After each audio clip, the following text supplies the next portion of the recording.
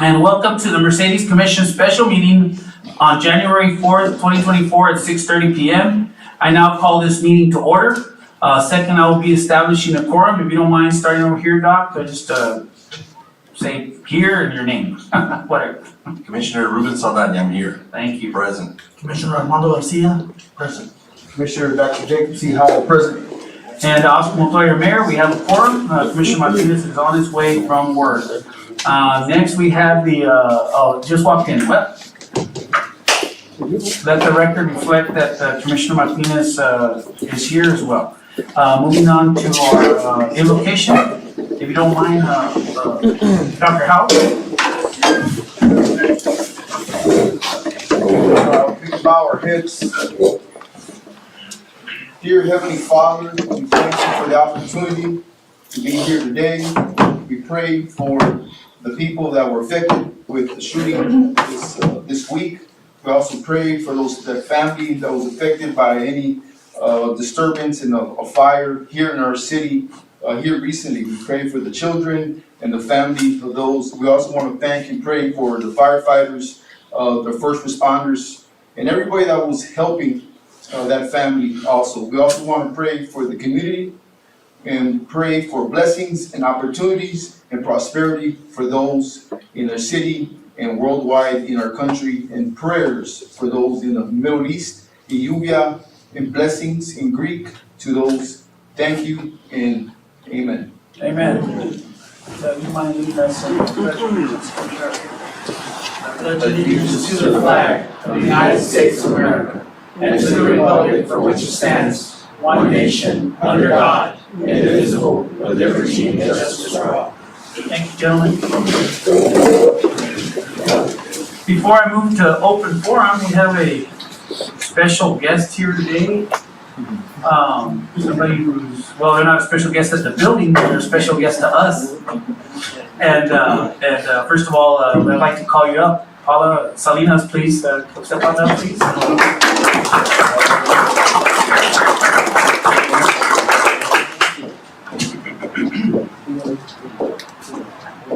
All right, so Paula, for 28 years of unwavering dedication as a payroll bookkeeper for the city of Mercedes, Texas, you've left an indelible mark on our organization. Your commitment, your accuracy, efficiency, reliability, and managing of our financial systems have been invaluable. Thank you for that. It's not just your exceptional professional skills that we celebrate today, but your warm, welcome demeanor has been a beacon of positivity for everyone who crossed your path. And I know on a personal matter, I could always count on a good smile from you, easygoing answer, you never frazzled, and that's something that doesn't come easy. So I know that it's a sacrifice on your part, okay? So I want to thank you for that as well. Your ability to pair professionalism with a genuine and welcoming spirit has not only made our financial operations seamless, but also created an atmosphere of camaraderie and comfort within our organization. So, congratulations on your retirement. This is a certificate, and unfortunately, with this certificate and $5, you'll get yourself a good cup of coffee. But anyway, it says congratulations on your retirement. This certifies that Paula Salinas has dedicated 28 years of exemplary service to the city of Mercedes in recognition of her commitment, loyalty, and invaluable contributions to the success and growth of our organization. So thank you. We wanted to present you with this plaque and a little gift. And maybe the whole commission can meet me down there. We just wanted to congratulate you and thank you for your many years of service.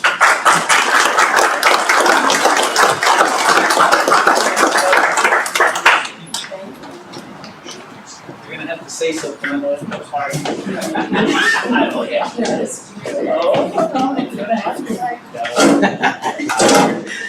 So first a picture with this.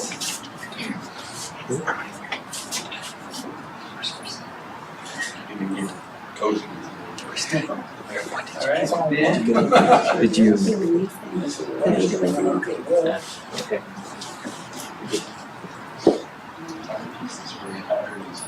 Counselor in a line. There we go. Okay, that matches what you like, so. That's beautiful. And then lastly, Georgia. Come on. I have que ver la cámara, so you can. So you're not gonna be able to stand next to her. All right, thanks, Maria. Está bueno. Celoso.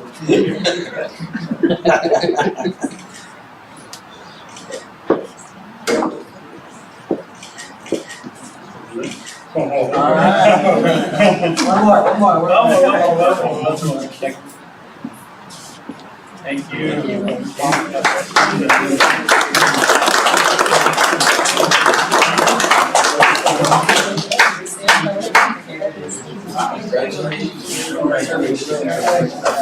No, it's harder for me.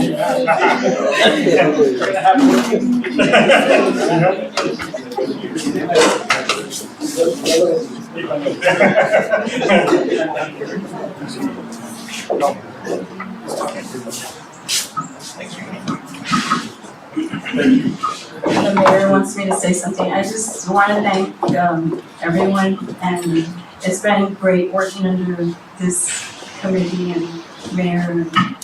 I'm really proud of my city, and I'm really happy to have been here all these years for you guys to have given me the opportunity to work here. So, thank you. So,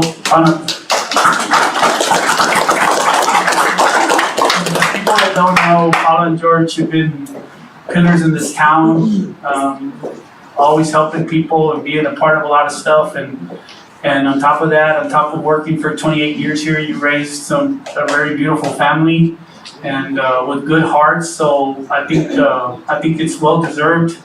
Paula, I hope you enjoy yourself. I hope you don't kill my boy George over there. Ya se mira asustado.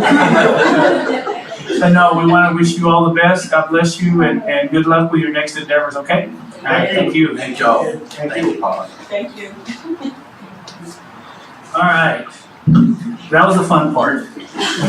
So do we have anybody signed up for open forum? No, we don't? Okay, item number 6, we have presentation by financial director, audit, and the TERS group update. The director's out, but Meredith is gonna cover all the bases. Hi Meredith, welcome. They're nervous. But I just wanted to let you know that we're 45% complete with the audit. We're about to turn in some paperwork so they can start doing the field work. After the field work, I will say that we'll be complete like 80%. So we're in the right path to complete the audit by the deadline.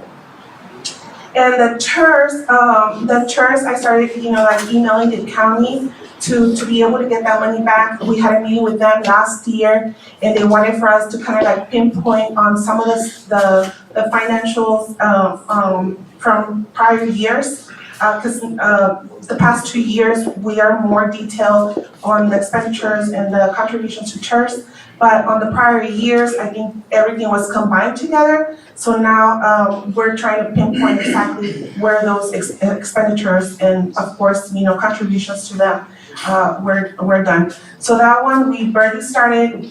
We're 10% complete, but we're hoping, that after, today, that I started emailing them, they'll pretty much tell me what's missing so I can go back and forth and we can complete this maybe like in 2-3 months. So to give her some time to breathe because she's a little nervous. They're asking for more documentation that was lacking in prior years, and that's what they're having to fill in the gaps. Yes, So we're going through the process of researching and submitting what was supposed to have been submitted or coming up with where it was that the money came from and how it was spent, especially in the TERS area.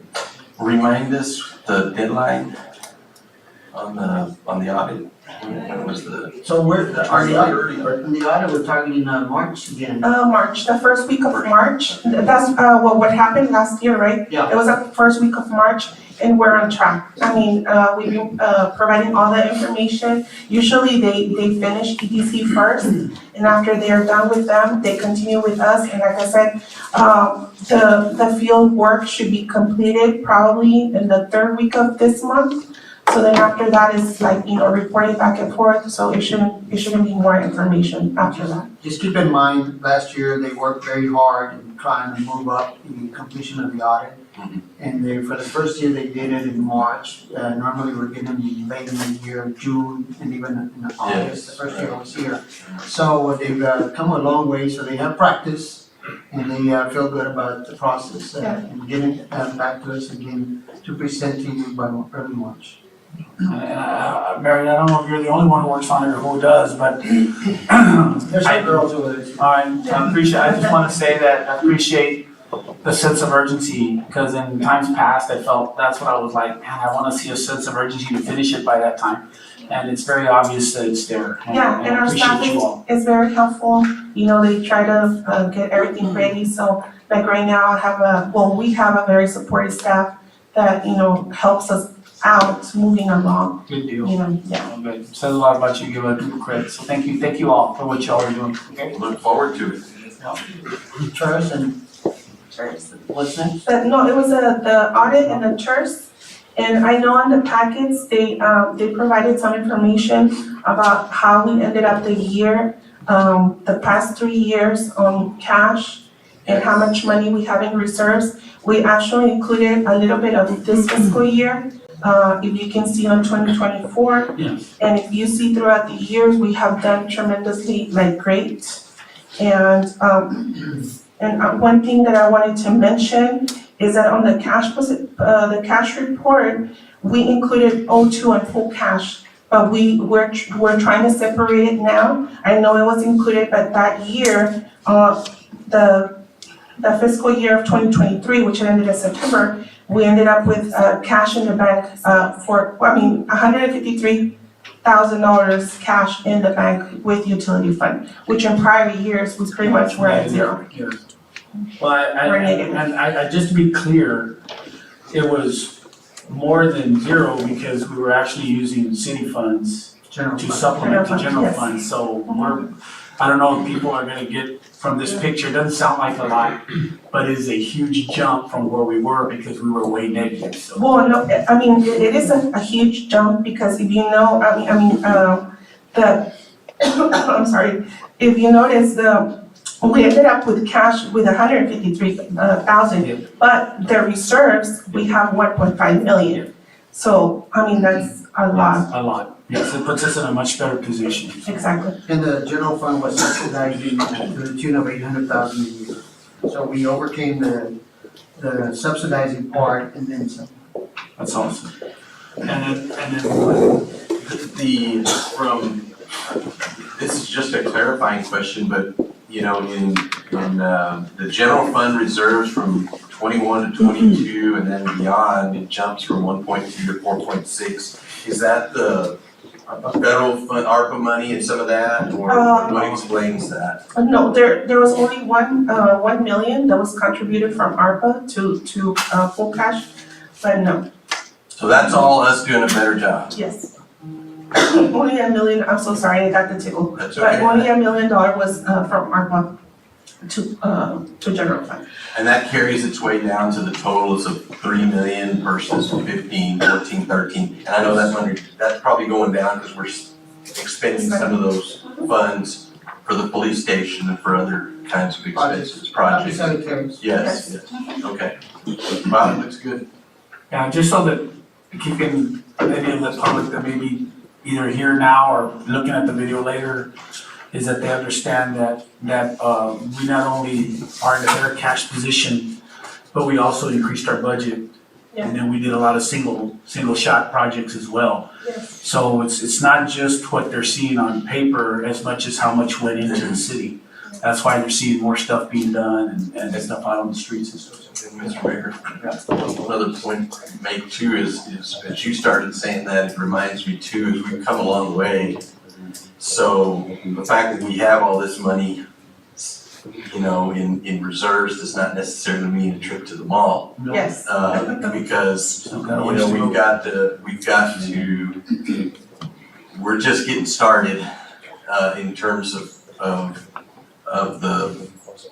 rebuilding the financial strength and the creditworthiness of the city. if we expect to be able to pull bonds in the future and start other kinds of projects. So that's the only hesitation I have about that, is making sure that we also emphasize the fact that just because we have funds in there doesn't mean it's time to start blowing it all, because we can't do that. And you have to keep in mind too that from those reserves, we have to have 30% in there Yes. for a rainy day. For rainy day fund, yeah. Yes. So yeah, the whole thing behind this is that, like Ruben said, or Dr. Solani said, we're just getting started. So to put it into perspective, because I know we get calls all the time, people will say, hey, why don't y'all fix this, just go get a grant. And what they don't understand is we have to have this money in the account at a little bit higher level. Actually, we still got a little ways to go, right? We'd like to be a little bit past the 30%, to be honest with you, right? And then on top of that, we have to put money in the budget so that we can go around getting grants and the matches for the grants. So I think that's what, I think Dr. Saldana clearing that up and making sure that the people get that message, that they don't think that we're done, that we're just getting started. So thank you for the hard work that you've done. Is anybody else got anything? All right, thank you so much. Do you have anything else? No, that would be it. All right, thank you. Good job, by the way. Good job. Presentation by ERO regarding police department building update. Welcome back, Mercedes. Good evening, Mayor Montoya, City Commissioners, members of the audience. So it's good to be back talking to you all. My name is Albert Cronus. I'm the project manager representing ERO Architects for the Mercedes Police Department renovation project. Very excited to say that we are very close to the end of the project. We do have a small slideshow just to show some of the progress here as the contractors finishing up the phase 2. Mr. Cronin, hang on a second. Yes, sir. Is the public gonna be able to see this part? Yes, sir. Okay, thank you, go ahead. Okay. So again, we're just excited that the contractor's currently working on phase 2 and drawing close to the end of the project. So I'm gonna start with the slideshow. And just front cover just shows the project team. So we have ourselves as the architect, Trinity Engineering is the MEP engineer of record. Terracon was involved, and the general contractor is Trigen Construction.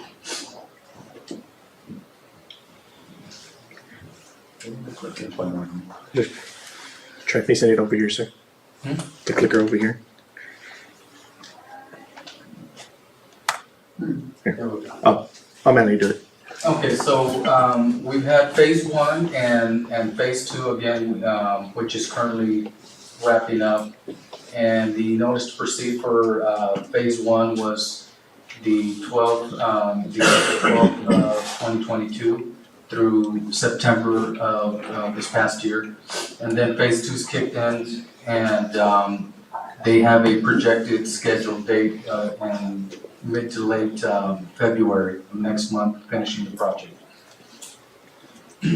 Okay, so here you see two slides showing the exterior, the west face of the building, which is the main entrance, and its current restuccoed. And so right now, on the phase 2 part, the contractor is waiting for the new storefront entrance to come in.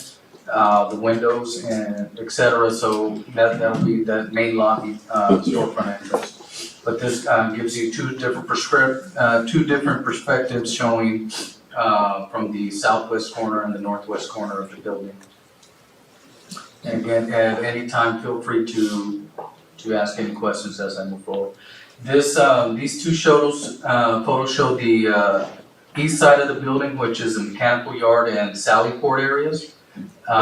They do have the new units down where the mechanical yard is. The only thing pending there right now is the installation of the fence of the yard itself. So this is a photo showing the squad room with its millwork in the squad room, as well as on the south side of that room, it's the report writing area.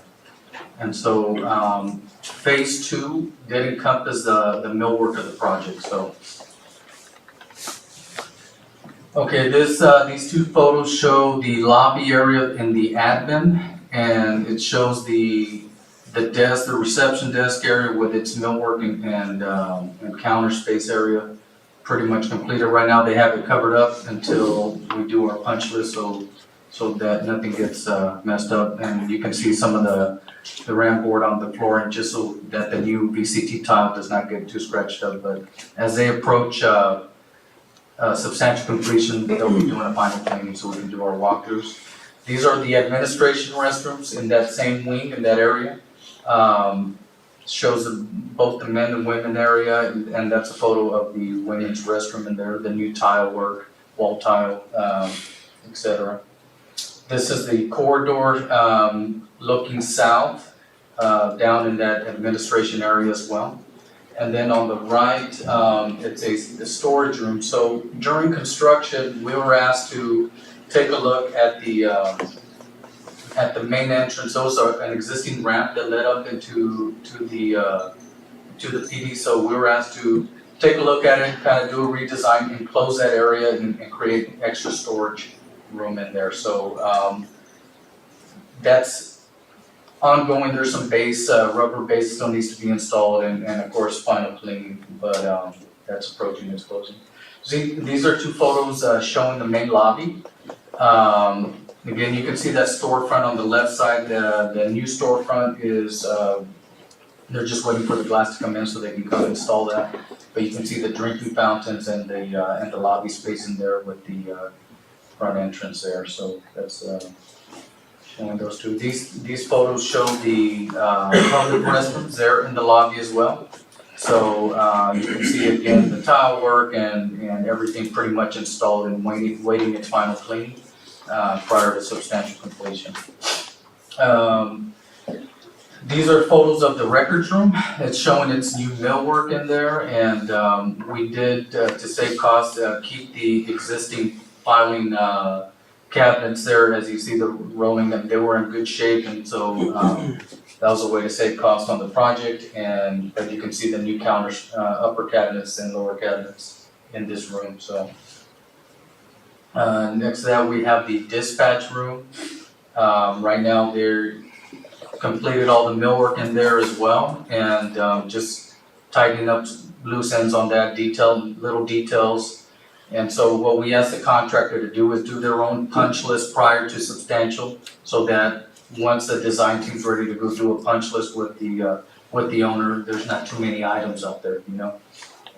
Should be just little touch-up items. This is a photo showing the women's locker room, restroom and shower area.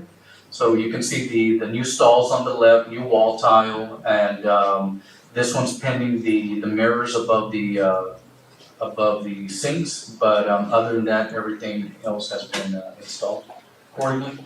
Another way that cost was saved on the project was using the existing lockers. As you can see, they're still in great shape and they were protected throughout the project. You can see one of the shower stalls with its new tile work as well. It looks really nice. And the benches on the left-hand side as well. These two photos show the men's locker room, and restrooms, and so you can see the stall with the two urinals, and that's pretty much mirrored from the women's side, along with the locker room and the showers. Everything is ADA compliant, and so going to be excited for them to be able to use this facility. And then these last photos are showing the detention area. These are just a couple photos. There's a lot of work going on in there right now. That's the booking area where they have some millwork installed. Doors have been painted. There's new fixtures in there, but right now they're working on the hard ceilings in that area.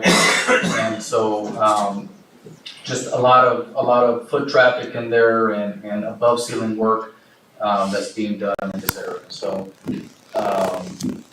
that's a quick glance that encompasses the renovation project and how it's going. And I'm here for any questions or Give them comments. a little, quick background, the building had, been identified had issues with asbestos, mold, right? That's correct, yes, sir. And the problem is smell, so they didn't show that they actually had to cut through the concrete, remove the old sewer connections and do a review to fix the problem.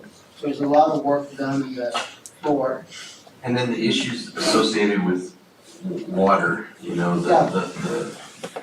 Yes. the back, I guess the gravity flow back towards the building and some of I don't know what you call it, but there wasn't good plan for drainage. Yes, sir, that's correct. And part of the, I'm glad you bring that up, part of phase two work is finalizing all the civil scope, Right. civil design. I know on the north side, the property, the funeral home adjacent to the PD, they're gonna be doing a trenching and they're doing like a valley gutter deal against that to protect from that, adding some wheel stops as well to protect the So that they're cooperating with that then? Yes, sir, that's correct. And we've been in communication. We meet actually weekly on the project with Mr. Perez and Mr. Ramirez and the project team. So, you know, we've had very good communication and just excited that all these items are gonna be completed very So soon. a lot of the wiring was redone, there's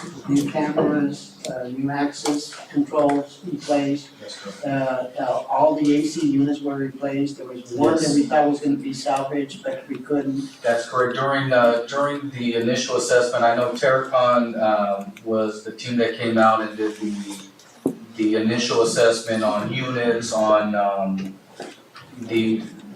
they assessed the existing growth that was there, right? They did that remediation process. During construction, there was one of those units that was identified good at the time that, you know, just gave out, and so yes, all units have been replaced as well. What about the ground elevation in that back area where the Sally Port is and all of that? I just wonder, it seems like that was a collection point for water, for rainwater sometimes too. I think you talked a little bit about that. So there's some work that still needs to be done, the city's gonna do part of the alley, and then we're gonna probably contact somebody to do the inside of the yard, to make sure that water flows. Yeah, and the civil engineer, and I apologize to them, Melvin Hunt's the civil engineer of record, did regrade that area, make sure, and obviously took into account, slopes and grading. The water doesn't drain out of a hole very fast. And some of those places are kind of depressed areas. That's being addressed also. Good, good. And so we also did bring up that we did restucco the building and we brought up the actual bottom screed of the stucco higher above the finished floor to prevent any potential water. Seepage. Yes, sir. Okay, just want to make sure that we're going. But again, we're really excited to growing close to this and, you know, God willing, we can do a walkthrough soon and we're looking forward to getting that punch list again from the general contractor first. We asked them to do a thorough punch list with their own team so that when we call the design team to go out there along with the owner, it's minor items, you know, touch up paint here, you know. I have a quick question, sir. Yes, sir. Sir.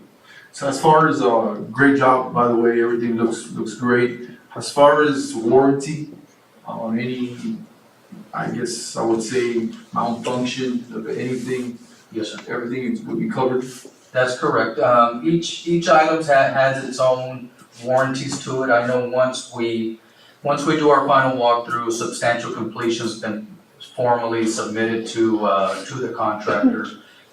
They have a 1-year warranty from that day, you know, when you start that warranty process, right? Look, this tile chipped, you know, we go through the proper protocol, we get them out there, fix this, fix that.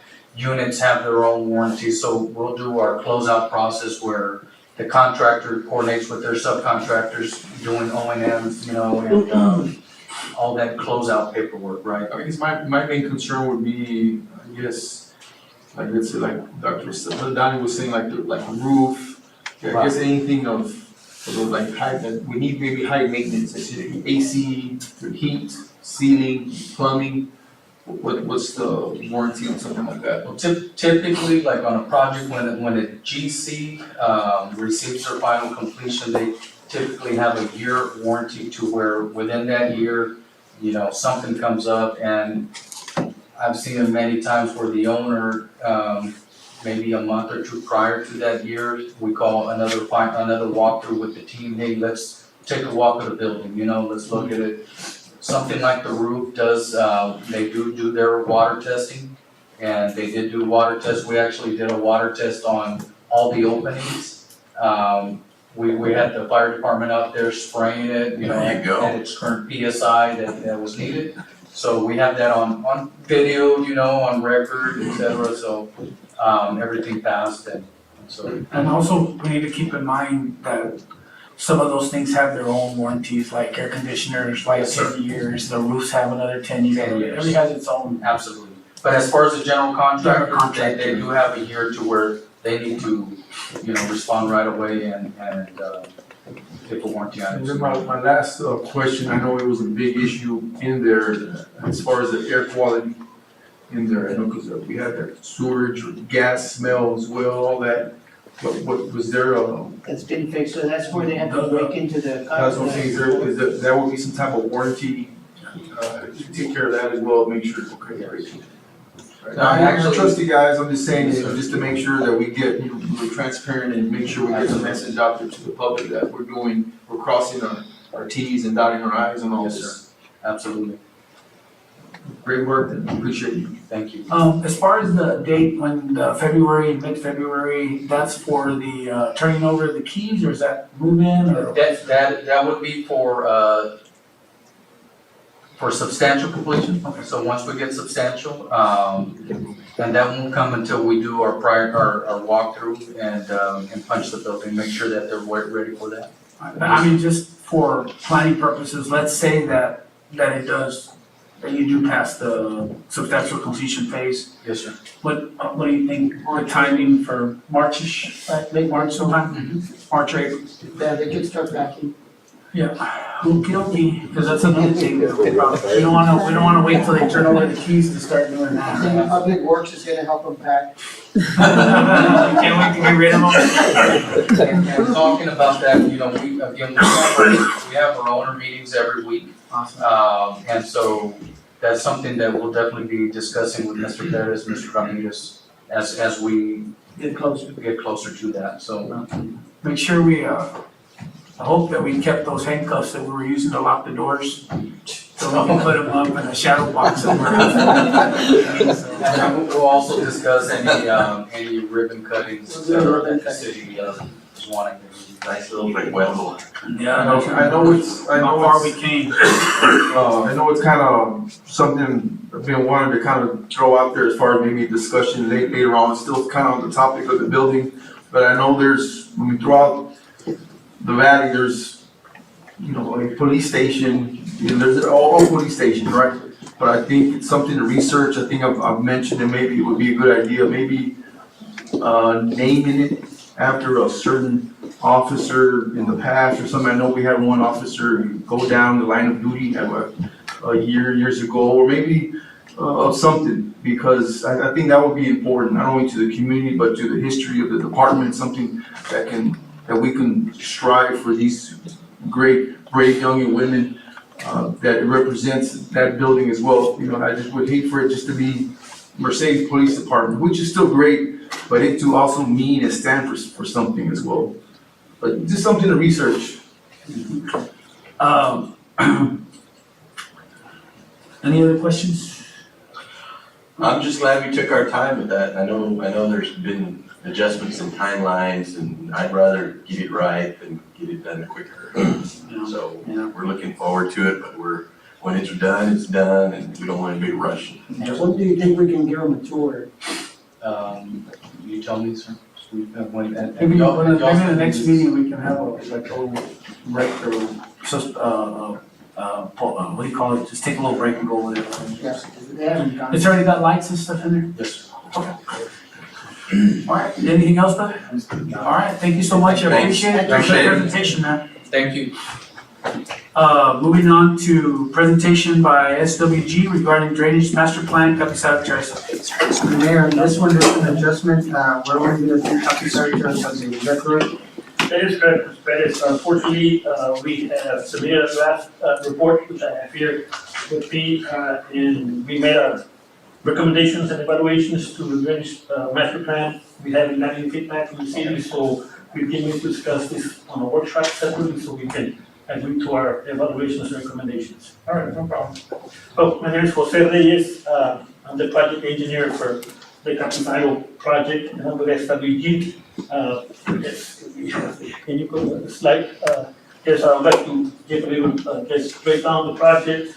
As you know, Mayor and Commissioner, this project was on hold for a while.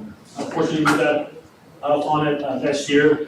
We get the MTP back in April 17, and the original contract construction calendar date was set for 240. As soon as we gave the NTP to the contractor, they notified us that we have a materials delay. So he requested a time extension of 126 days. The city, us, the engineer, approved that. So the actual construction commenced back on September 6th of last year. As of today, they have charged 120 days out of the proposed 366 days. Then we can back up, a lot of the delay was in the lift station and the manholes, correct? That is correct. It's fair to say that the wet well for this station is approximately 30 feet deep, and all of our manholes range from 10 feet up to 18 feet, right? 18 feet of depth. So there's a lot of groundwatering, and it's a huge process installing these manholes. So contractors, one signs, they're doing a good job. They're moving slow, but they're dealing with lots of groundwater. So as of today, they have completed, like I stated before, the station wet well. They have completed 2,100 linear feet of 8-inch force main. They have completed approximately 1,000 feet of 15-inch central sewer line and about 100 linear feet of the 8-inch central sewer line. The thing spanning will be the 8-inch central sewer line along Beach Avenue and Ash Avenue and all the yards and tanks. That's it. And with the time extension, we foresee to complete this project by April 17 of this year. Now, when you say that you're talking about only infrastructure or the road itself? Our involvement in this project, Mayor, is only for the sewers. We're not responsible for the paving or the storm. I believe the storm has been installed already. Paving is still to come once we finish with our installation of dart lines and manholes. So that's a reminder, it's 124 homes that are gonna be hooked up for sewer services for the first time. And in defense of the contractor, they're fighting the water tables. Right. So Those every things come forever. piece of pipe is laying there and pump water out of the way continuously. Yeah, there's been some days that we only have installed 20 linear feet, right?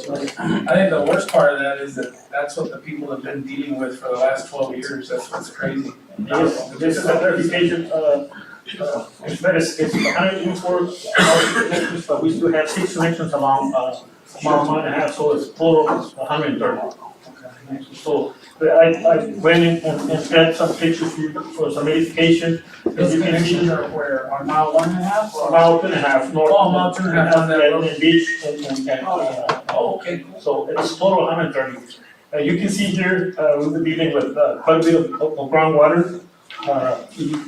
This is the lift station wet well. You can see it's 30 feet tall. There's another one right there, another picture. Here's how they installed it. Then I believe I had another one while they start doing the actual compaction. And then we do have a second, but they almost completed up to the grade. And I guess for information, I have Mario Villaseñor is the inspector for this project. So he's been out there every single day of the construction. Now, that lift station, I'm sorry to interrupt, but I assume that once that's done and pour a pad around it and put a pump on top and Yes. maybe a generator, I don't know, but. It's gonna be, have some electrical, so we already have, AT working on it, so we need to have all the lines and guard lines connected before we can run it, but yeah, it's gonna be run by electric power, so. This is the 80 main, along, from this station, to the frontage road, and then head to the manhole. So that has been installed already. This is the actual 15-inch main line along Mount 2.5. It's like I stated, they do an excavations up to 18 feet. Obviously, they wanted it to water between 4 to 6 feet deep. So they do about dewatering. It's It's an going. underwater line. Yeah. Oh, yeah. Yes, it's lots of water. We had some videos, can share with you guys, here in future, but they're pretty long, so I think one with space, but, it's amazing how much water they've been pumping. But, like I said, they have completed two sections, just to have an idea, they're placing up to two trench boxes just for safety. It is a very tedious and complicated project, but we're moving along, so I'm happy with the progress. To add to that as an example, just to set the lift station, the big one, they pumped water for only 2.5 months. 2.5 months, that's In correct. order to lower the level and the water was still coming out, in order to be able to set it on the ground, because the water was just coming out. from the- No, I went in an irrigation ditch, or a ditch. Yeah, we gave it to them for free. We're in a drought. So this picture was taken here, right before the break of Christmas. I said they're about, doing base construction on Beach Avenue, which is the northern, street. They have completed line a month and a half, they had completed the retaining manifold to the actual station and complete the fourth street along the westward frontage road. This is the actual site plan for the project. Just for illustrative purposes, what you see in green is what has been completed, and what you see in red is what still needs to be worked on. Basically, and this is the actual project area layout. I was trying to elaborate that, you know, it's been a very tedious project due to the groundwater contractor, like I said, it's moving slow, but he's doing a good work. And that's why we have, this progress is up to date. Like I said, they have 366 days to finish it. Today is 120 days. Contractor assure us that we will finish it by April the 17th. So, and we have been meeting with Mr. Perez and Mr. Ramirez on a bi-weekly basis, so if we have some concerns, we'll try it out moving forward. Mr. Pettis, so as far as, great work, by the way, I mean, great, they're all involved, and this is something will be great for that area as well, and those citizens, but as far as conveying the message and to the people of that area, as far as I know, someone may be impatient, what's going on, we're letting them know, like, we're taking it slow, so we can do it right, or what's giving them updates as well. We can, probably hold another, neighborhood meeting there. Just to let them know what's going on. Update, as to the percentage of completion and how much more we have to go. The risk you run with that, that if unforeseen rainy days come in, you know, that's gonna push back the project, and so then you're gonna have to go back and give an update. Well, I'm not saying give, necessarily giving them, maybe, obviously, we have some type of target date, but just let them know what's going on. Some of the issues maybe they didn't know or understand what we have run into. Sure. But we're working on it and everything is going as scheduled to get the completion. Maybe not on a certain date, of course, we have a target date, but it's better be done right than, and I think that's what their main concern with. We want it done right. And if they want it done right, we have to take the proper steps and procedures to get it. On that, Mr. Howell, I would like to add that we have some institutions contact our office. They have contact me personally. Okay. So I have advised them about the project. Appreciate it. There's several people that have called me directly and I have explained them and actually dictate, the process. What's going Some of on? them I do understand, some of them, get a Right. bit annoyed about it, but we have a system that way, so we have somehow shared that information already. Yeah, 'cause they were concerned, but we appreciate you, I guess following up and answering those calls for those citizens and then giving them the information update with what's happening. And it says we have, Mr. Rodriguez, your inspector, he's there on a daily basis, the city hired us to provide construction management, so he's there full time, so, he's the one who gets all the calls and gets, some of those messages, and just, we deal with them as well. Appreciate you, sir. That's what we have now, so if you have any questions, I'm sure you guys get yelled at a few times maybe, but hey, that's good. Dr. Saldaña, go ahead. You probably mentioned it and I missed it, but, I was curious, all the manhole structures have already been installed? Or we have a total of 18 manholes in Saldaña throughout the project. They had installed up to now four, and I have another item here, that I need to discuss with, a change order on those. Yes, they have been installed, we have double checked all their, four line elevations, so they're right what they need to be, yes. Because it's very critical in the sense that it's the depth is pretty deep. So, I mean, the lift station was the first, the wet well was the first thing to double check, that's 30 feet deep. So we wanted to make sure that they had it at that floor line that we designed it, because obviously it's not gonna affect. So we double checked that already, so as far as right now, we have checked all the installed manholes, and we have, since we have some differences from macro ground right now, which I discussed in the next item, we have double checked all the top elevations for all the 18 manholes together. And we only run into some issues on the ones we have, so three of them, we ran into some issues, and then we have one potential one that we might have to adjust as well. Well, I was down there and excavator, I don't know if it could have dug one more foot down, because it was all the way, I was afraid it was gonna fall forward into the hole, because it was It's way down there, I don't know, 20 feet, 25 feet, something like that, it seemed like to me. So you got 4 done and 14 to go, is what that you're is saying. correct. And then all of those are gonna have to be installed before the communication with the homeowners begins for the, Before the For the- 130 connections to the house, yes. and all that's gonna happen by April, God willing, Yes, should be yes, right?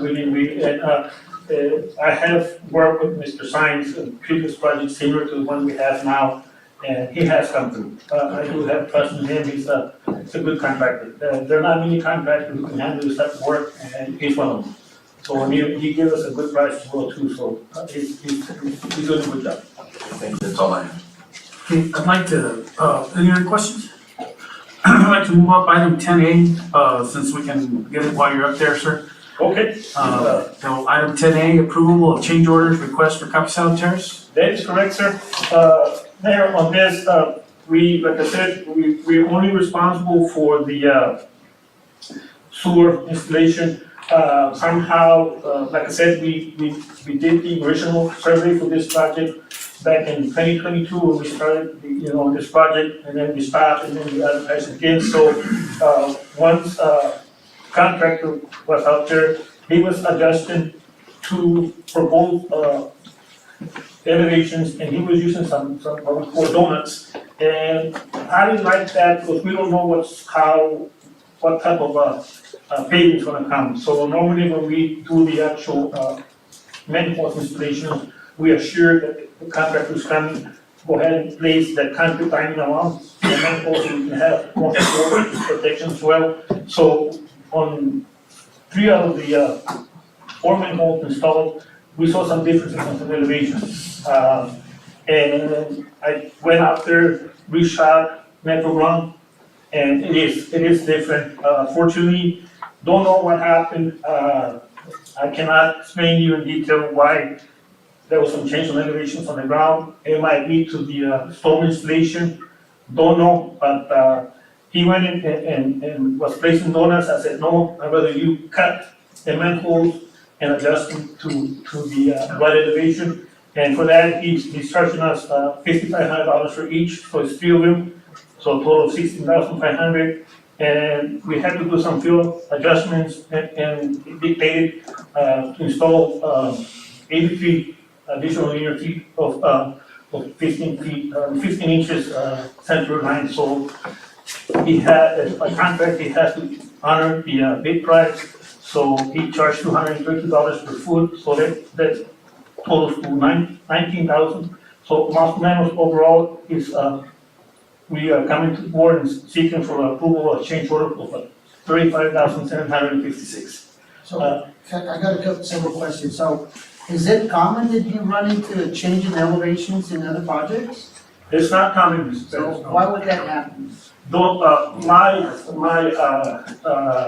think when they place the form, they might disperse, the ground. Because, we went, after this, I went and double checked the whole project. And we double checked 18 manholes. And on this 3, we have to basin. On 1, we will have to lower. And that's manhole number 17, which is on the northwest side of Beach Avenue. So on there, the ground is different than what we have on our plans by 2 feet, Money? Yeah, so, don't know, sir, exactly what happened. I said, my recommendation was to go ahead and do it so we can move on this. It's not common, no, Mr. Perez, it's not. Like I said, we delayed this project sometimes, so there's mini construction going on, and there will be additional construction after we complete our section, so, my only, I guess, reason behind it is that they deserve not to ground by placing the stone. Because it's only on that section, no mas. So you don't think you're gonna run into that in any other manhole? I double checked already, sir. We only had one more time, that's it. You said there was a 2-foot difference in the elevation on your plans compared to what you found on the ground? Correct. Wow. I don't understand that as engineers. I I understand said, inches, but 2 feet, somebody missed the mark, I would think. well, I That made was my, my guess, I'm not an engineer, but 2 feet is, it is, unless a groundhog came underneath and. well, you know, he was proposing to break the donuts, and I said no. I went in understand, like that, but 2 feet is a big difference. It's only on that specific section, Mr. Perez, and then we have a 2 difference on the other, section on Beach Avenue. Could a Surio could have done, made a hole? Well, what is a donut? Because I'm thinking Krispy Kreme. It's normally, you know, when we do this type of construction, we try to place the manhole to the right flow line.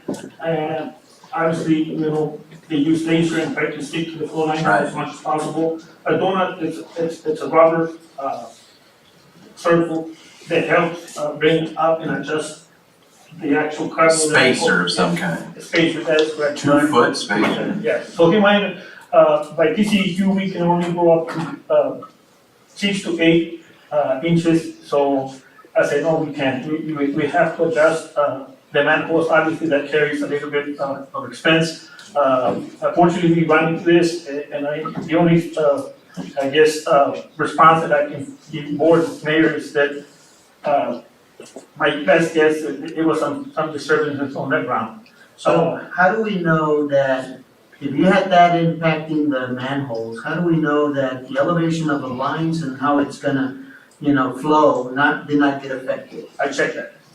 You sure? Yes. So how can the top be affected but not the bottom? That's why I went and double checked the 18 manholes, Mr. Perez. So I went and make sure, because if we have, an issue with the flow line, we're in trouble. So that's the first thing I did, I checked, the receiving manhole, wet well, and keep going.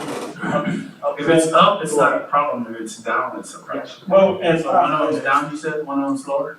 actually, the, not to ground. Okay. We need to stick to, PCQ regulates such a slope, so we need to have that slope throughout the line. Has to be the same. It has to be the same, so on that, yes, we have double checked, I had my surveyor guys out there, picked up, redo the whole floor line, elevations, And like I said, there's one more coming, so, once we get there, contractor will submit, another, I like to call it field change, not But change. prior, you guys had already gotten the plans, you guys had already gone with engineers, there was already blueprints, there was already a contract that was submitted, a price that was brought to us, and now we understand there's change orders, things, but usually they're small little things, but it's a huge amount, 35K. So, keep in mind that the project, it's a big project. It's a $3.5 million project. So, A much needed, important project, obviously. yes, I said, I wish I would have, a response that I can, So, I mean, at the end of the day, we can't, TCEQ is not allow us to find a cheaper way at the end of the day, correct? We don't want So we don't have a chance, we don't have a choice. The only issue now is that if we have a true, like something that's not a mistake or ground shift or whatever, and we need to dig into our 10% legal amount that they allow us on change orders, that now it limits us in the moving forward, right? I would like a second opinion on it. but- I don't have time. Yeah, there's no way. We'd have to have them shot all over it. At the end of the day, it's already there. It's So I there. understand, I just We would can't like someone change else to maybe look at it, if it's, cause I mean, can we go lower than 35K? Not anymore, there's something else. If somebody calls, who's good after that? No, it's already been contracted. somehow, add to this, prices have gone up. Yeah. Prices have gone up, and another thing that I'd like to add, Mayor and Commissioners, is we are in conjunction with the county, meeting with them and meeting with Mr. Perez and Mr. Javier. So I wanna share these elevations, and when I hold them, once they lay the asphalt. Because I'm filling up my manholes elevations for their, elevations for the pavement, so we are communicating with them, we sharing our information with them, so, once the paving comes, everything will be smooth. So I guess, just one final thing, guys, so that we're all on the same page here. Just to be clear, the legal part here is that we've already have a contractor, he's hired, that's the issue with that, doc. And the other thing is that there's a law that dictates change orders, how much we can do in a governmental project, and it's well within that. And we don't have a choice, the only thing is, what you're understanding here is that this is pretty frustrating, I understand you're not the one who shot it, but somebody did. Somebody did. Somebody did, and. I understand, and like I said, I wish I can have a better response, more elaborated for you guys to actually comprehend this change order. But Entertain a the motion. important thing is you checked it all, so we're not gonna talk about this ever again, we're just gonna get it done. We only have one more, but that's gonna be, lowered now, so, and we'll do what they want to come. I'll help go dig, and it'll save us anyway. Can I have a motion for this, please? Motion to approve. I have a motion by Commissioner Garcia, Second. second by Commissioner Aldana. Any discussion?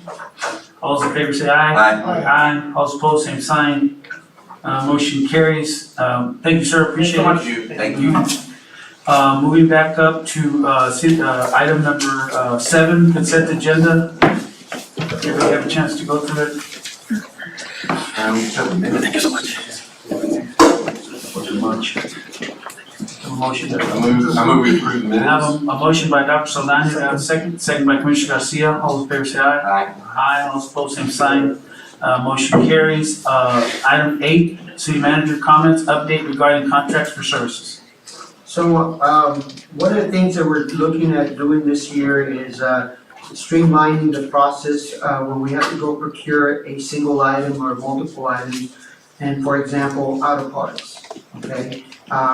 We are currently required to go out there and get, 3 different, proposals from different companies. And it could be all kinds of other items that we use every day, or need. And so the idea is that we go out for bids, and we have already drafted contracts for Marty to review. We will be going out for bids for auto parts, for sidewalk repairs, for sidewalk building construction, for street repairs, for plumbing, for electrical, which just have a laundry list. And the idea is we go out there for bids and contract an individual or companies. So these are our options for the year, so we don't have to go and chase, 3 different proposals every time, which delays the process of getting things fixed. You got a dollar waiting on a dime. Yes, and so once we do that, we can probably do it every year, renew them every year, depending on how they're performing. And the idea is to to streamline the process of having things fixed and repaired instead of, go out there and chase, and the problem has been lately that a lot of people don't respond.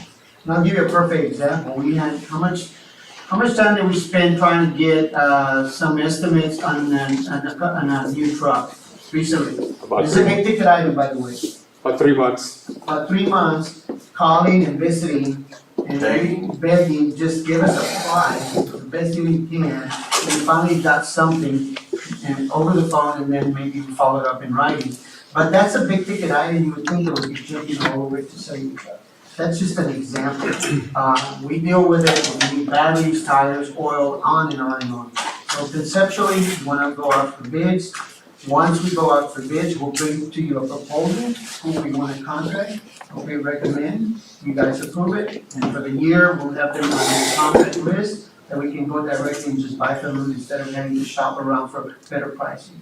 So the idea is, let's get better pricing at the beginning of the year, set it for the year, and then hopefully we'll have a better year in getting POs processed a little quicker. Mr. Mayor? Yeah, but I know this isn't an action item, I think it's a great idea, I appreciate you bringing it to us. I know you're within your right to do that, but I think that's good. The only comments I had about that was that it reminds me of kind of how we did engineering services, where we have multiple engineering companies that we can use based on what we Yes. need.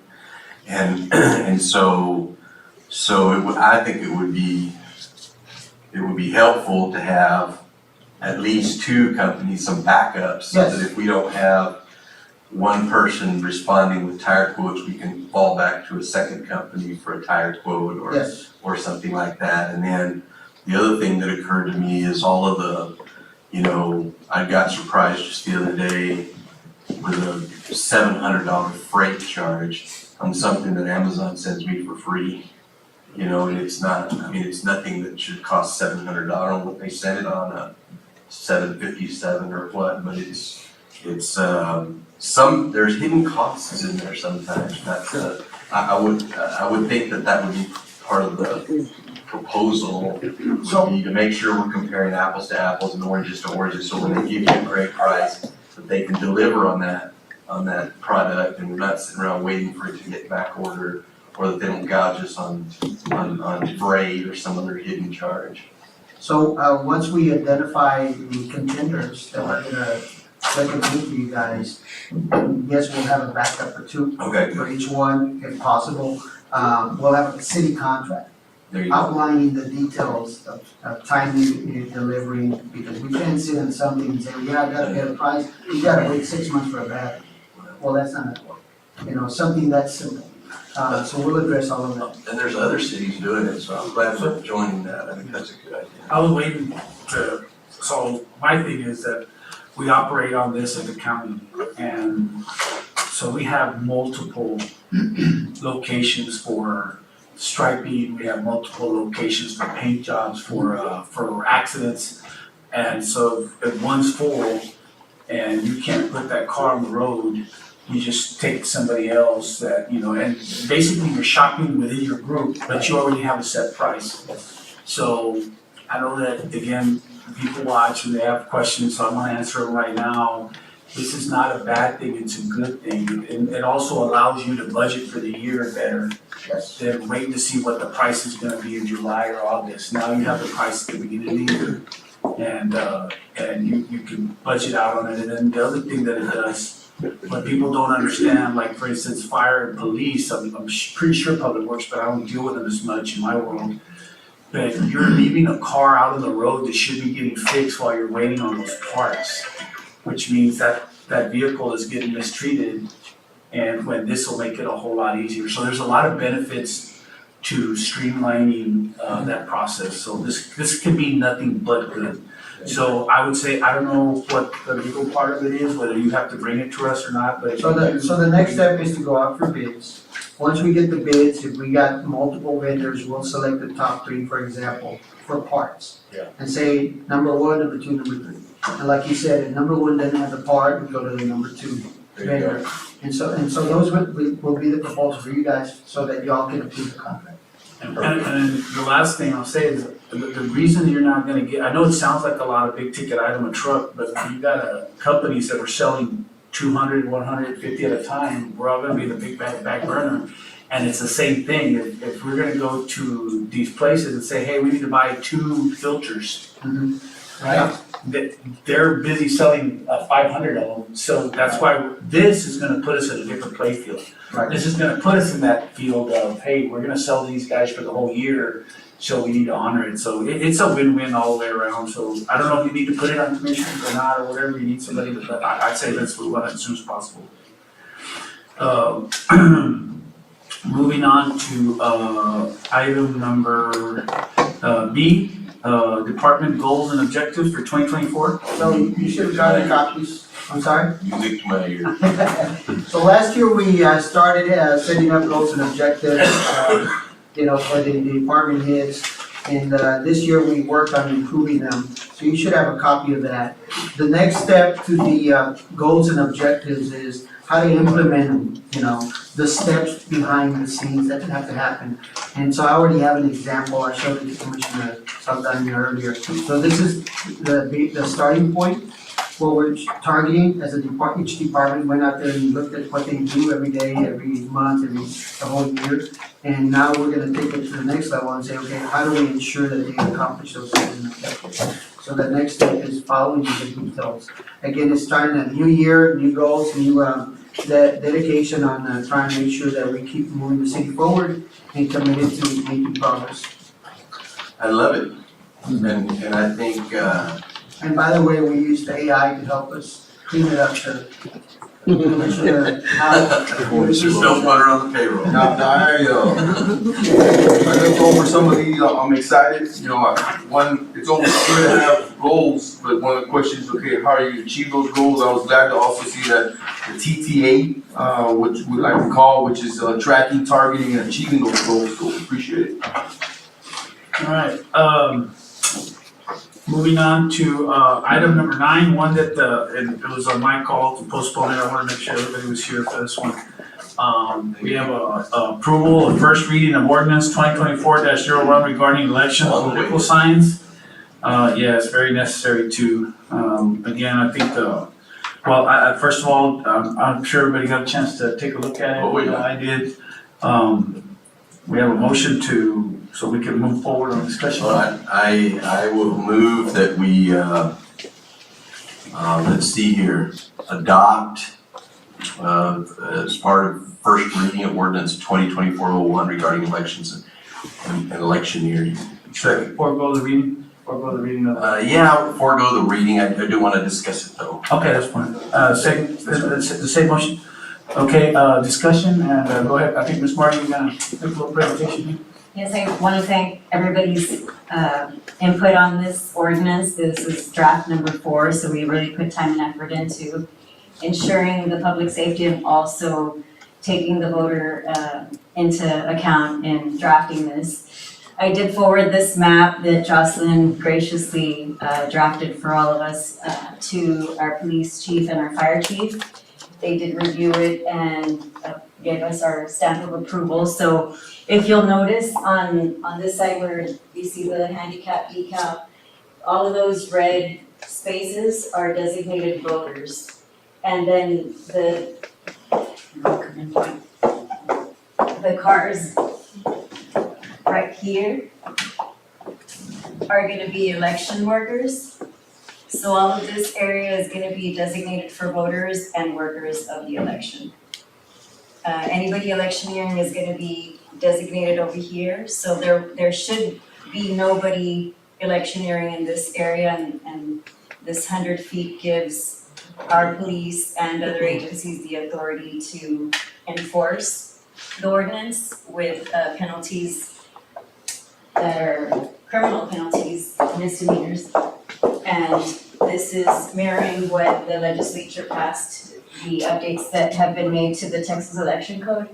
So I think it's a great step in ensuring a fair election and just updating our previous ordinance. Any questions? Doc, you said you had some? Well, I don't know if I have any questions, I have a few things to say. Go ahead. I think she wants some light, so I'll do that. So you can see. But I appreciate your efforts on this, Marty, and it's, what I did though is I took the old one and I put it right next to this one to kind of see what the differences were, and I think, I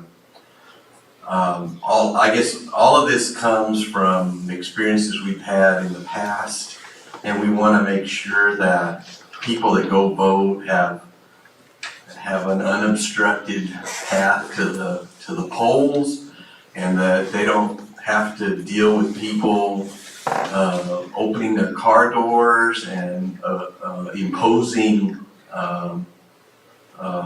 political paraphernalia or whatever kind on them.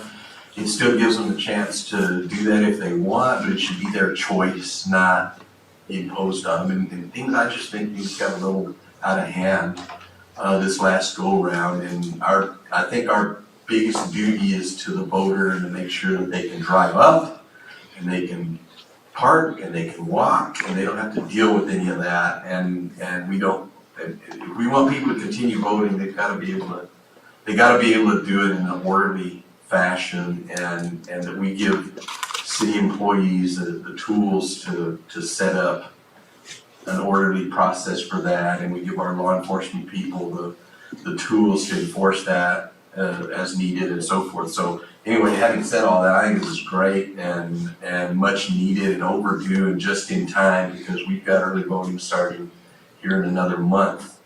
And so the differences as I saw them, and I was very interested in, that's why I've got so much to say about it, I guess, but I just want to make sure there's enough enforcement power in this and enough discretion on the part of the city to create rules and enforce those as we see fit. And I think before we didn't, and now we do. I do know that the fines are a little stiffer now. They went up from 200 to 500. There's the addition of signs. Beforehand, you have to take your signs down. I think 15 days afterwards, that's been shortened from 15 to 10, if I remember right. And then we've also imposed time restrictions prior to the election, so you don't have people putting signs up a year before their election. Oh my God, what are we doing there?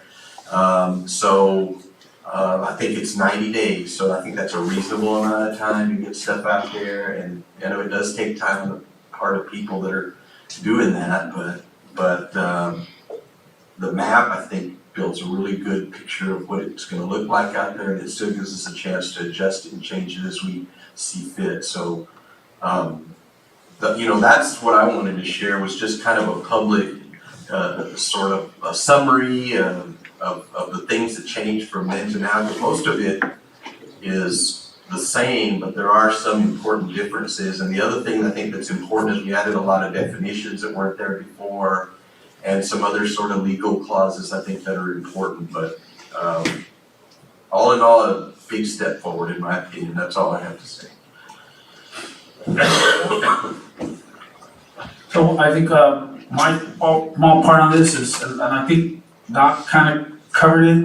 I just want to make sure that I reiterate the part that he said about it's for the voters.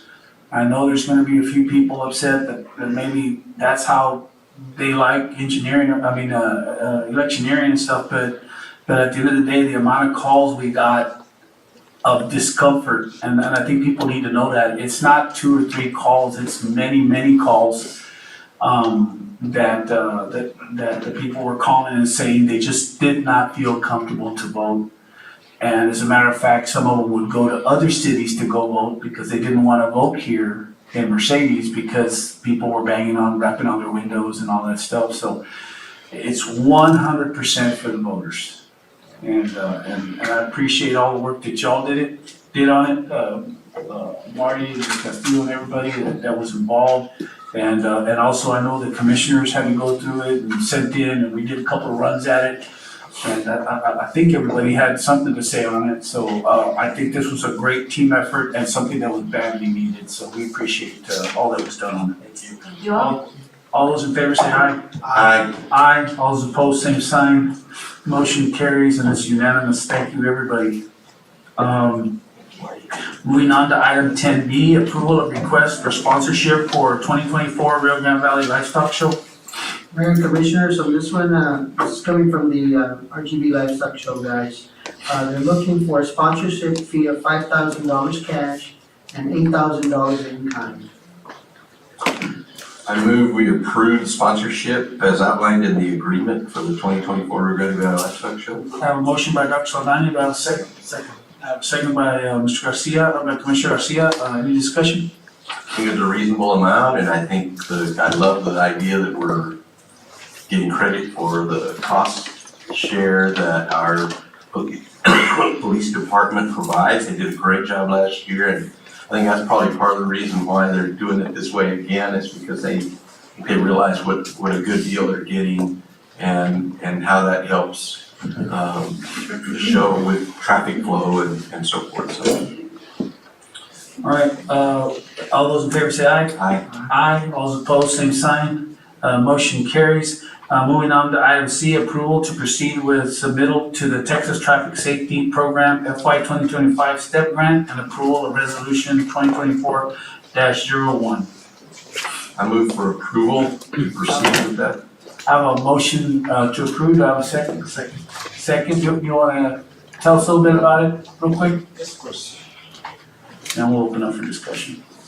Hello, my name is Diego Sainz. I'm here on behalf of Border Affairs. I'm a graduate engineer and I work with Border Affairs, people with the commissioner there. The STEP grant is a grant for goals and strategies that they have are to, oops, sorry, I got my thoughts. They want to increase the effect of enforcement for traffic stops. So essentially what they want to do is to reduce fatalities. So the way that they do this is by creating enforcement zones in certain areas. One of the hotspots for the city of Mercedes is of course a highway, as you would imagine. So they would create an enforcement zone, and the amount of traffic stops that they do is how they can design their sort of efficiency. So this grant will put out enough money for us to put those hours in. So TxDOT will be paying out about $12,000 to the Mercedes PD. There are two grants. The COP grant, which is for regular motor vehicles, so things like cars and trucks. Then the CMV grant, which is for commercial motor vehicles. So both of these are by hour. So the amount of hours worked, there's daily activity reports and things like that. So I will be working closely with Mercedes PD on how we submit those. And I've been in close relation with TxDOT on the submission of the proposal. And that's more or less what the grant is. Excuse me, so do y'all research a certain area as well, or? TxDOT provides us a KA, which is a fatality rate that you can find in a certain area. The state of Texas hasn't had a day without fatalities, which is why TxDOT really wants to push this forward, because of course we're pushing for no fatalities. So do y'all do, so is that, has nothing to do with like school zones or maybe something? TxDOT designates the locations. So TxDOT actually provides us with a map that shows these hotspots, let's call them that. So Where it's dangerous. yes, where fatalities are not more likely to happen, but where they have historically happened. So they use historic data from certain time periods. I believe the map that they have currently uploaded is for the past 2 years. So it shows exactly where historically, these things are happening. I have a question, you mentioned that, that was one question that I had, cause I did read through it and I know there's DWI, there's seatbelts, there's running stop signs, intersection kind of piece to it, as well as speeding, I guess, and so they gave a list of all those things, and there's no intersections or stop signs on the expressway, so is this limited to the expressway, or is this So or there's limited to where they negotiation, tell us to? there's a do this? negotiation period that's coming up in March. Huh? So as of now, the proposal is already submitted, and during this negotiation period is where they'll go through these enforcement zones. Okay, So like I said, speeding is obviously going to be the most common. Like you Right. said, there's no stop signs or intersections there. So that is one of the zones with a high fatality rate, but it might not necessarily be the best area to go for using this grant.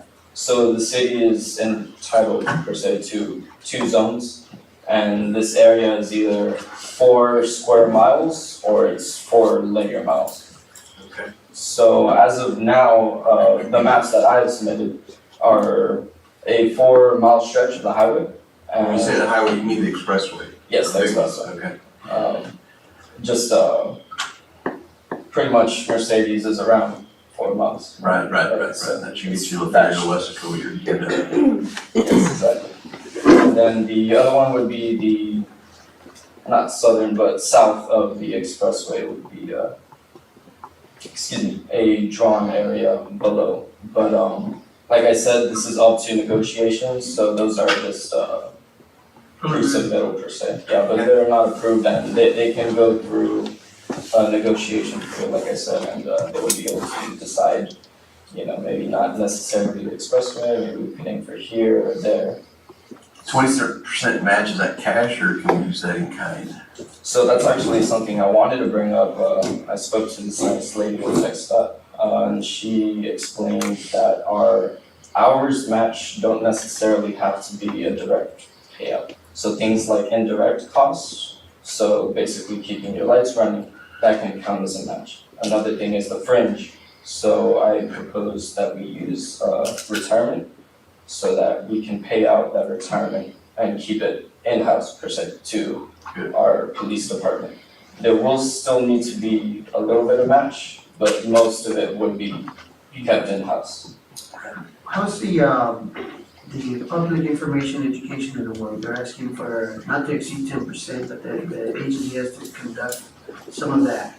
Yes, I have it here. So, like I said, we are submitting a comp grant and a CMB grant. So these are 2 separate. For each of them, there would need to be a minimum of 5 presentations, 5 media exposures, and 2 community events.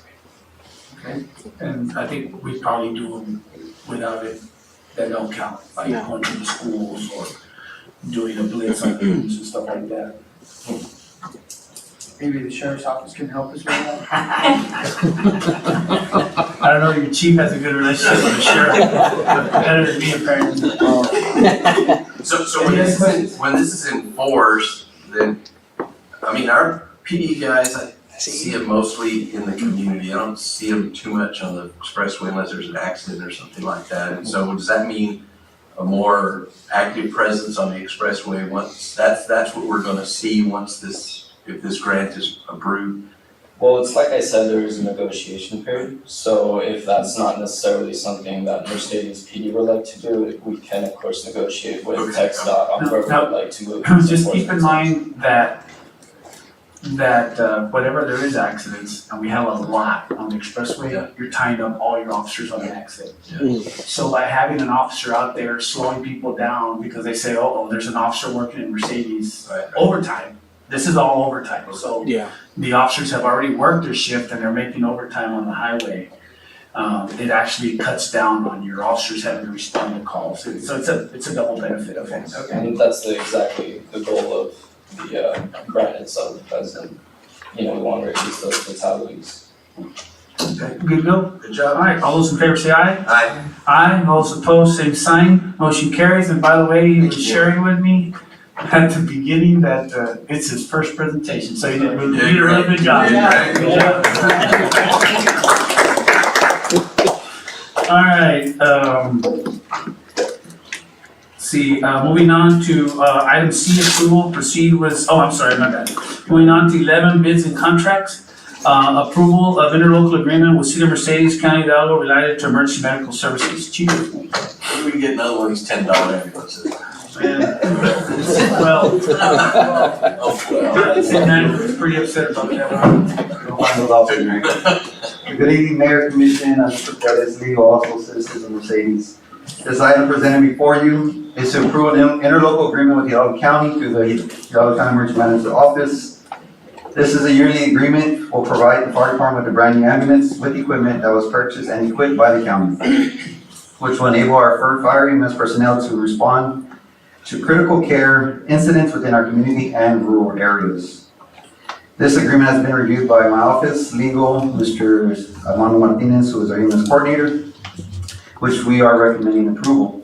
Mayor Commission, this is a true testimony that our department has a great rapport with other agencies within our county. Our department's objectives, which are professionalism, accountability, and integrity, are spearhead these positive outcomes for the department and the citizens of Mercedes. This agreement is at a cost of $10 a month for 12 months at a 1-year agreement. Total cost for these items presented, you have a couple of pictures in front of you. So this ambulance equipped, we're looking at about $350,000 purchase that the county has made. They did make 3 purchases. One of them was given to the City of Mission Fire Department, Palm Fire Department, and they reached out to us about 2 weeks ago if we wanted to agree to this. The total cost is, like I said, close to about $350,000, and which is a huge impact to our financial planning phase in our upcoming budget because we were already going to start talking about starting to replace our ambulances. As Fire Chief of Mercedes, I'm excited not only for our department but the personnel, but the citizens of Mercedes. I want to be clear on this approval, okay? It is solely an ambulance with equipment and not local manpower. The way our department would utilize this unit will be to increase ambulances to lower mechanical costs across the board while maintaining units in service. This will also allow to provide services to events throughout the community while maintaining our front line units to 911 calls. This will not come with manpower again. It will not increase call volume. It will not increase coverage area, but will be an additional apparatus for our fleet. Again, Mayor and Commission, we are proudly recommending approval of this item. I move for approval. Motion by Dr. Saldana, have a second? Second by Commissioner Garcia, any more discussion? If not, congratulations, Chief, you are right, this is a testament on the fact that they trust you guys, that's a big deal. And I think, the smart move is that we're not gonna have, the more maintenance we do on our vehicles, the better off we are, right? They're gonna last us a lot longer. Correct. It's just like running a generator, we run our generators on those lifts all the time and they give out constantly because we're constantly working them. Right. So they gotta have some rest time, they gotta have maintenance times, and I think this is a huge benefit. So like, for example, we have a total of 3 ambulances. Right now, one of them's down because that's a hydraulic pump that we're trying to get in order. So that means we have 2 ambulances in service. Great ambulances, but all we need is a tire. So now we only have 1 ambulance to provide coverage for the community. So something we have to think about, now we're getting an additional apparatus. We have that backfill to come in and provide the services. I know like there was a call, like late morning, so that's one, so then we had one. So there's 1 ambulance, yeah, and then all we need is for a mechanical fleet to happen. Now we're stuck with 1 ambulance. That's because we have 3 ambulances. So it's gonna help out our fleet and it's gonna help out the department and the community. Most importantly, the meter, right? Yes, sir. And also, it's a great presentation. I think you included everything. I think I'm gonna reiterate what you said, make sure everybody heard it. Nothing's changing here, because I know if people read the contract, like I did, right? I wanted to be clear that there wasn't anything else. It's a regular contract, it's just adding the ambulance to it. Correct. Can't request a Ford or a Chevrolet. All those in favor say aye. Aye. All those opposed, same sign. Motion carries. Good job, Chief, and thank you. Moving on to executive session, we have chapter 5516 government code, section 551.071 compensation of attorney, section 551.072 deliberation regarding real property, section 551.074 personnel matters, section 551.087 economic development, We're discussing item 12A and 12B. Make a motion for executive. Motion by Commissioner Howell, second by Commissioner Garcia, all in favor, say aye. Aye, motion carries.